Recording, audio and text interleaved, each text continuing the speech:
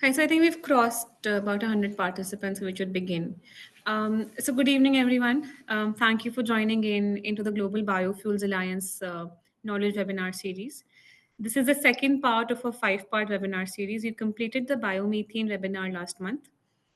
This one is focused on SAF. Next month, we will have a webinar on marine biofuels. And we're happy to inform you that we will have speaker from the International Maritime Organization as well. So we look forward to seeing you there. That will be followed by two more webinars in October and November on ethanol and biodiesel. We hope you will join us there as well. The reason that we're doing this is one of the core initiatives of the Global Biofuels Alliance, which is the Biofuels Workshop Series.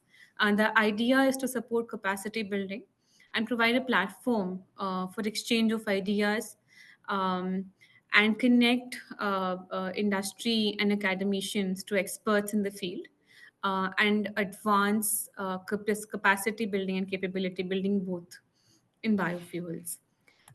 It's a long-ish webinar running slightly over 3 hours. We will start with Mr. Monteiro. Uh, we will have a Q&A session after four speakers have completed the presentations, and then one longer Q&A session towards the end of the webinar. Um, I would like to now invite Mr. Monteiro. Just a quick introduction about him. Mr. Monteiro is the Global Market Engagement Lead at S&P Global Commodity Insights. He's led strategic engagements with key players across commodity industry. He's been instrumental in educating the market on Platts pricing methodology, offering valuable market insights and intelligence, and fostering commercial collaboration. With over 15 years of experience, with 12 of them in the energy sector, he holds an MBA from IMD and a bachelor's degree in mechanical engineering for IFBA. Wesley, invite you, and the floor is yours now. Thank you. Thank you very much, Isha, first for the invitation to be presenting here, as well as for the introduction. Good morning, good afternoon, good evening, everyone. I'm going now to share my screen here for us to talk about SAF, the market development, as well as the price mechanisms associated with.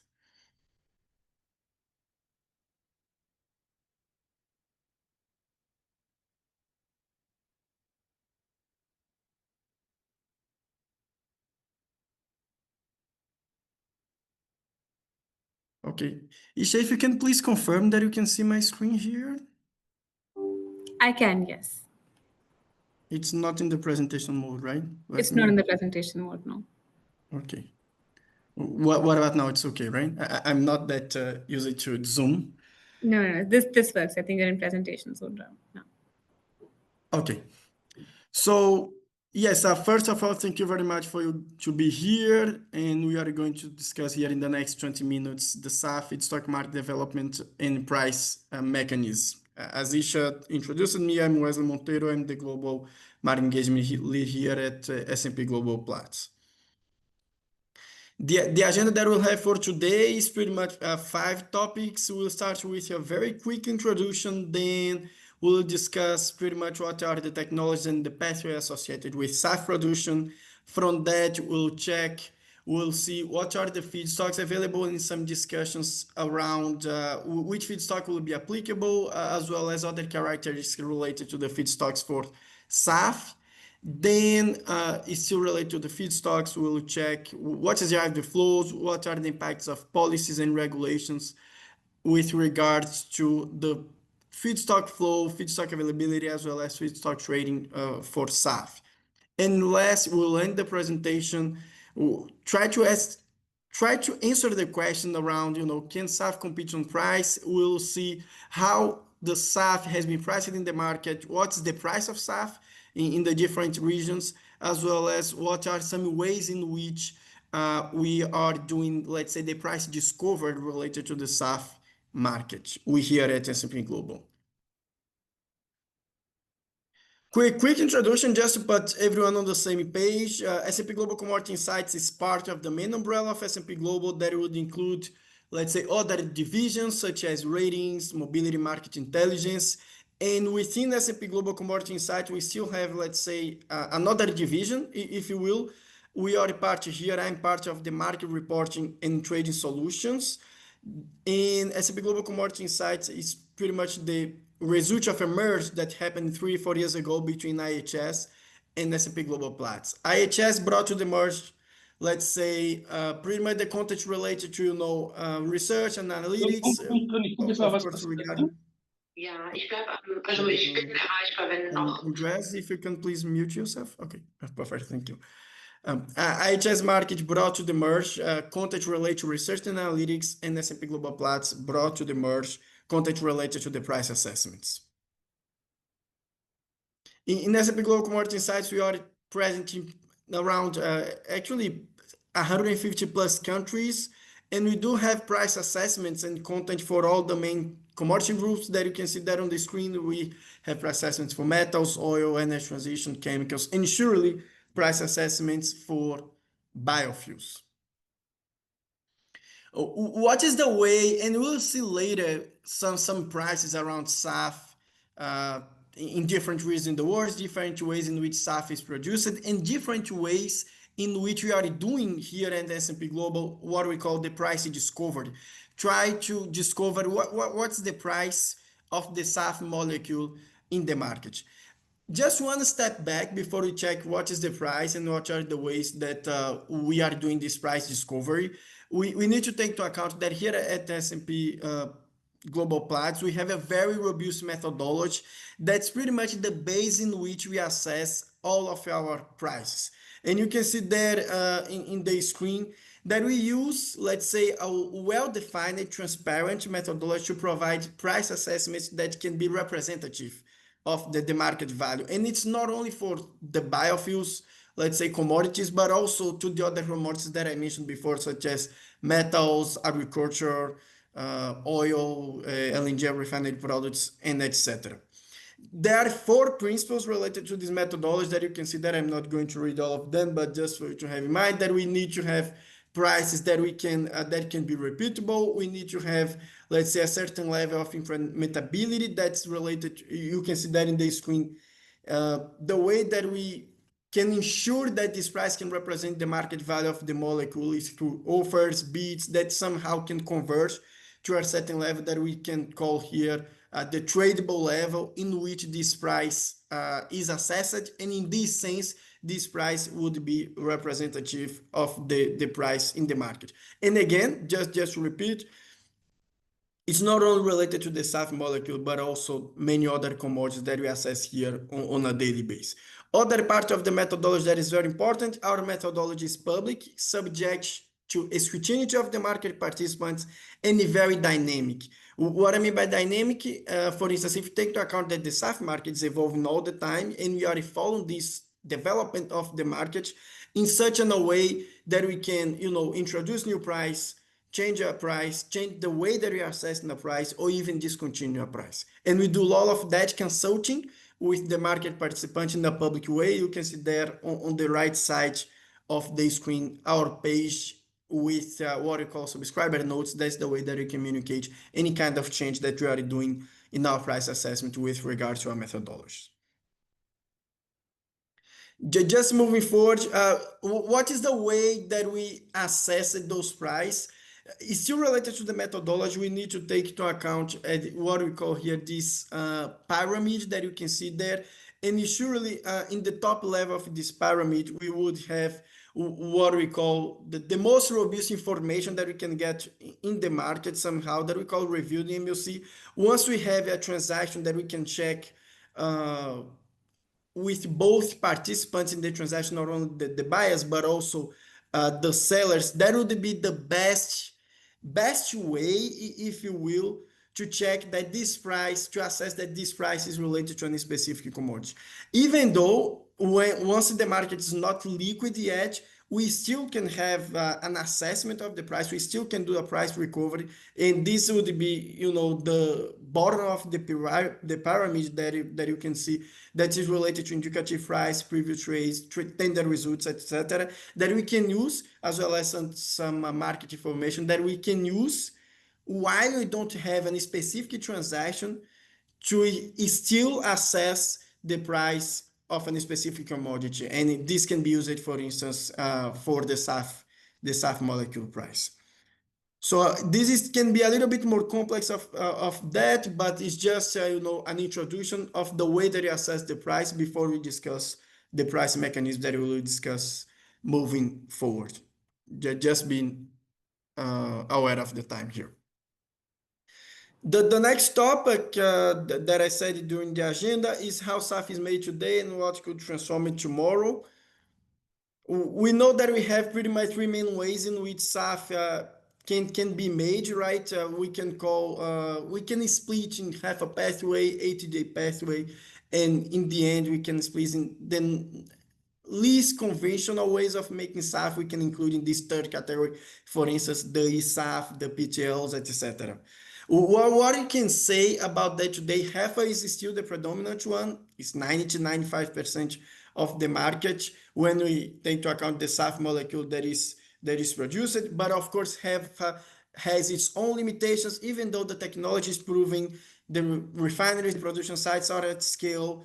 There is feedstock available, still with of course the bottlenecks that we know in the industry, and also HEFA would be at the same time, let's say capex wise, opex wise, it will be the cheaper one. But HEFA pathway, most of the times the SAF molecule produced has a higher CI. That's we came to the second one, the HJ. We know that some countries such as India, Brazil, and United States can leverage the infrastructure that exists today for the ethanol, as well as the expertise that the industry has been developing in those countries related to the ethanol produced to produce SAF with this route that we call here ATJ, alcohol to jet, or ethanol to jet. Of course, there are some difference between the two.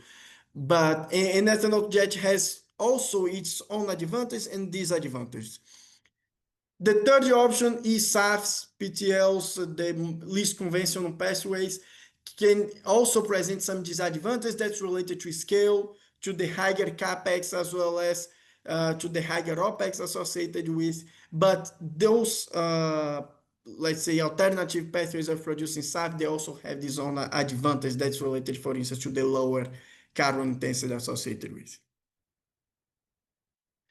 Moving forward, we can check here the three main charts. We are projecting to have a global sustainable aviation fuel consumption in 2026 around 80,000 barrels per day. Surely the most of this demand is still in the European countries and United States, but also we can see that the biggest growth between 2025 and 2026 would be not in those countries, would be in the rest of the world.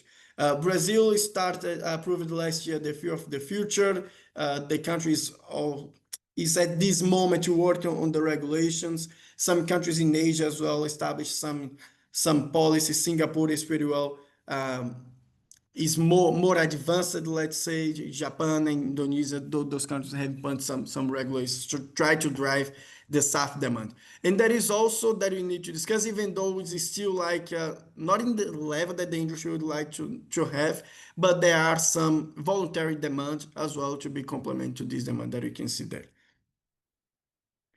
The last thing that I would like to mention this slide is that perhaps because somehow the discussions around energy transition as a whole, and surely related to biofuels, are not this year in the same level that it was last year because of the change in the world. And we can see that in the last chart on the screen that the growth in 2026 would be lower when we compare even to the growth in 2024, and surely the growth in 2026 would be lower as a percentage than the growth in 2025. We are projecting as well the share that each of the pathways will represent in the main, let's say, the SAF production. And that's what you can see there in the left side of the screen, this chart.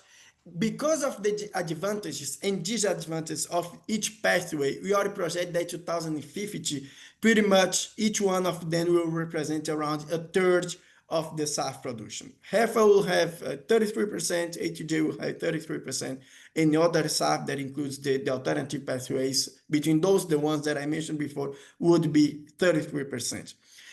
We can see that in this decade, let's say we still have 5 years from now, in the end of the decade, HEFA pathway will be still the main one, with ATJ gain some momentum, and the next decade, ATJ will be the one that will represent ATJ, and not the SAF pathways will be the one that will present the biggest growth.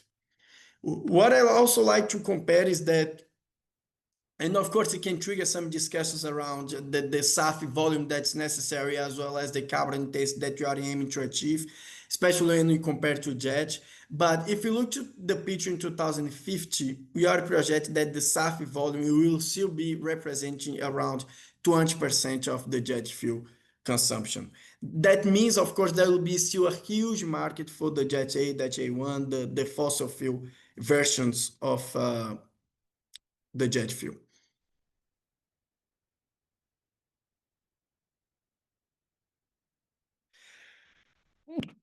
Excuse me. So now come to the discussions around feedstocks.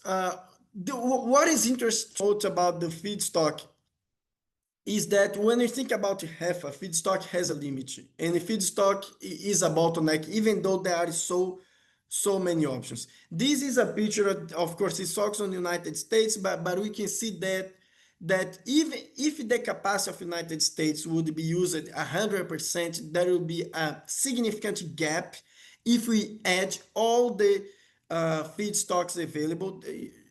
When you look, to the monthly capacity, the line and the colors below, and you can see this gap. If United States would be producing at 100% of the capacity, it wouldn't be possible, actually, because the feedstock wouldn't be there available. And from that picture, I just would like to show this other one. And what is interesting in this chart, when we look into this chart and compare it to the previous one, as of 2030, there is this green to blue square in the top that we call here yet to find. What we mean by that is that new feedstocks can come into play and can play a role in the HEFA pathway production and can be available. Of course, there are a lot of studies. We have in Brazil Macaúba, we have in Santirinhos Pogamia, and other feedstocks that can be available for producing SAF, but those feedstocks are not there.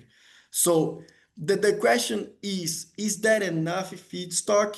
If we take into account that this yet to find is possible, not only to be available, but also technologically applicable, we can be there with related to to supply the necessary feedstock volume to make SAF. But the key message here is that the production is growing at the expected level. There is no feedstock in the HEFA pathway. We are looking here just to the HEFA pathway as an example that can open an opportunity to the other pathways, such as ATJ, for instance. Another element that is very important when you think about SAF production and the feedstock dynamics is the flow of the feedstock. And I just would like to highlight here, because we have seen a lot of, let's say, important shifts with regards to for instance, the UCO flow, used cooking oil. And this flow has been pretty much determined by the regulations. We saw that there were a significant flow of UCO to Europe in 2023. Then this flow shifted a little bit to United States in 2024, surely UCO from China, right? And then this year again, there is a significant flow, let's say, of UCO returning to Europe and away from the United States because of changing regulations in the United States. In the future, there are some discussions that China will make some SAF plants, and perhaps this UCO will stay more in China rather than exporting. This can, the main message here is that we are looking for feedstock. It's very difficult to have for producing SAF. The feedstock is a bottleneck. And even when the feedstock is available, like to be traded or to have, export and import flows, these flows can shift very quickly and related to regulations. What I mean related to regulations is that the message is is very, very unpredictable. I'm just checking how many time I still have here. Yeah, we have 5 more minutes, Wesley. Okay, yeah, I thank you, Isha. Yeah. So let's now from this discussion, how SAF is made, what is happening with the feedstock, what are the key concerns related to this relation between, technology pathways and feedstock. Now let's think about, okay, once the SAF is produced, it needs to be sold, it will be available to the market. So at which price, right?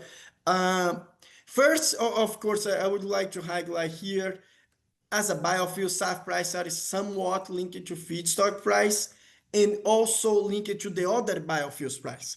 What we do here at Platts that's really important in this context is that we have a global view, a global capability to assess different biofuels and feedstock price throughout the world.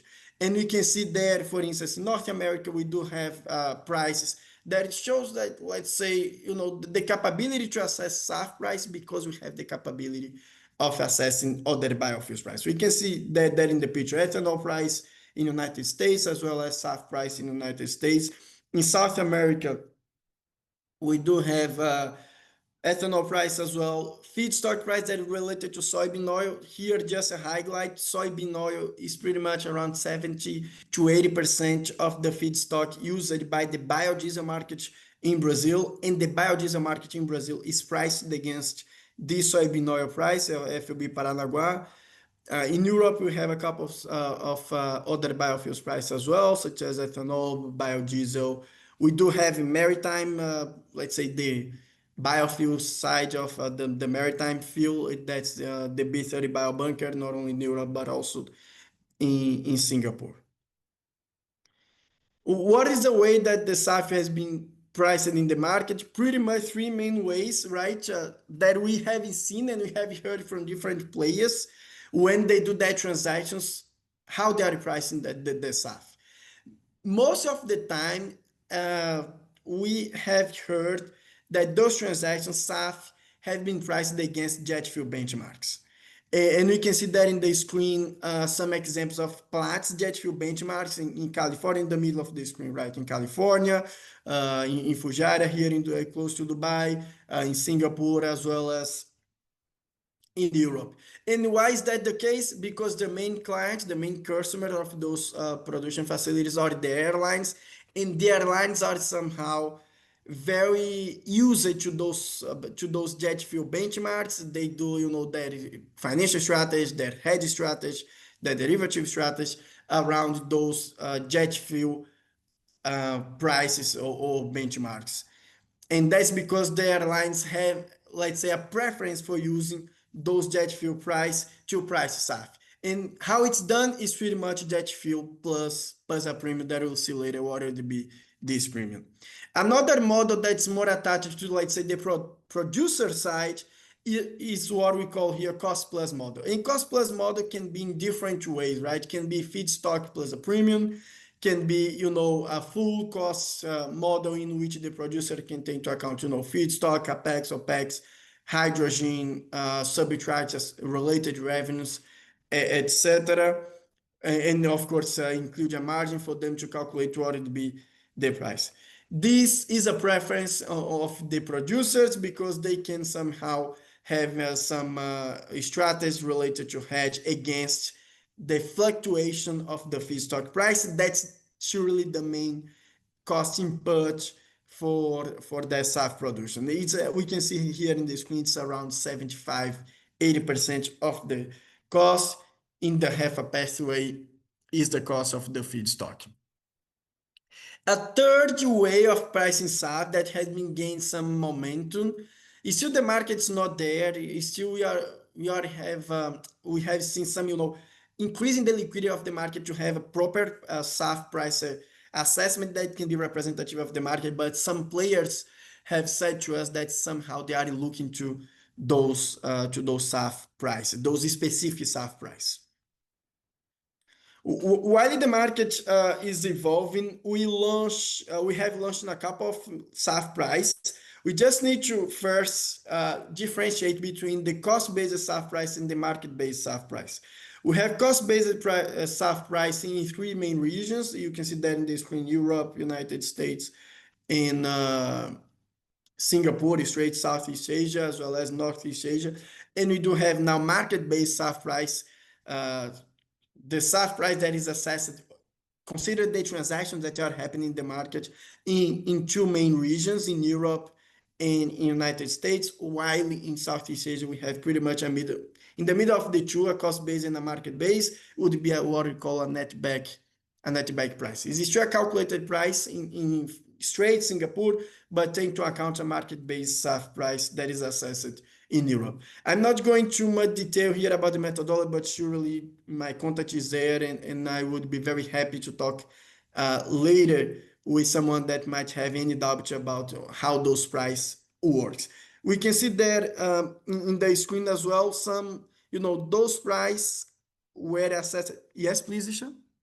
Yeah, sorry, Wesley, you're not time. So if you could just wrap up in the next few minutes, that'd be great. Okay, 2 minutes more. I think. Yeah. Thank you for that. Thank you. We see that in the screen, the price assessment for this week, right? I think not at that. I think I just remember here. It was July 22nd. The SAF Northwest Europe in dollars per metric ton, $2,000 per metric ton. It's a price CIF. In United States, we do have the price in cents per gallon, and we assess in United States the price of the SAF. It's called that in this screen SAF CA versus Jet LA Los Angeles, and this is the premium between the SAF and the Jet. That is around 455 cents per gallon. So it's pretty much the SAF price is around 2.5 and 3 times the jet fuel price there in California. Just to end the presentation here, I would be very happy to answer any questions that you might have later. Thank you very much, Isha. Back to you.